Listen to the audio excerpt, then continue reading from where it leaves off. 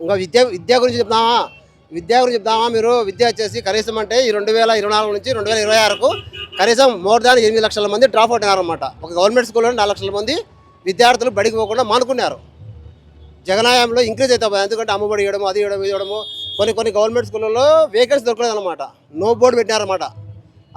అలాంటి స్థితి తీసుకువచ్చినాడు జగన్మోహన్ రెడ్డి 2019 నుంచి 2024 వరకు. కానీ ఇప్పుడు ఏమైంది, 24 నుంచి 26 వరకే ఈ 2 సంవత్సరాలు కనీసం అంటే 6 నుంచి 7 లక్షలు గవర్నమెంట్ స్కూల్లోనే డ్రాప్ అవుట్ అయింది. ఇంకా ప్రైవేట్ స్కూల్లో ఇంకా ఎక్కువ ఉంది. ఇంకా అంటే ఈ విధంగా విద్యను తీసుకెళ్ళినాడు. ఎవరికి ఇంకా 16 ఏళ్ళ అమ్మాయిని మానవంగా చేపెట్టినాడు. తర్వాత అప్పుడు చూస్తూ ఉన్నాం జనసేన వాళ్ళు ఏం చేస్తున్నారు, అయిపోయిందా, జనసేన వాళ్ళు చాలా వికృతి చేస్తున్నారు. కానీ వాళ్ళని అడిగే వాళ్ళు ఎవరు లేడు. ఇప్పుడు ఏమంటే జగన్కు తక్కువ ఓట్లు వచ్చినాయి, తక్కువ ఓట్లు కాదు, ఓట్లు బాగా వచ్చినాయి, సీట్లు బాగా వచ్చినాయి, సీట్లు తక్కువ వచ్చినాయి. ఓట్లు బాగుంటాయి, సీట్లు తక్కువ ఉంటాయి. కానీ దాని వెనకాల ఏముందో అది ఇంకా విప్పాలన్నమాట. అది ఈవీఎం దారన్నా ఇంకో దారన్నా తేలాలి. ఈ 40% నా ఓటింగ్ అది స్టాండర్డ్ అనమాట. అది ఏ భారతదేశంలో ఏ వ్యక్తికి లేని ఓట్లు, స్వతంత్రంగా వచ్చిన ఓట్లు ఎవరికి లేవు.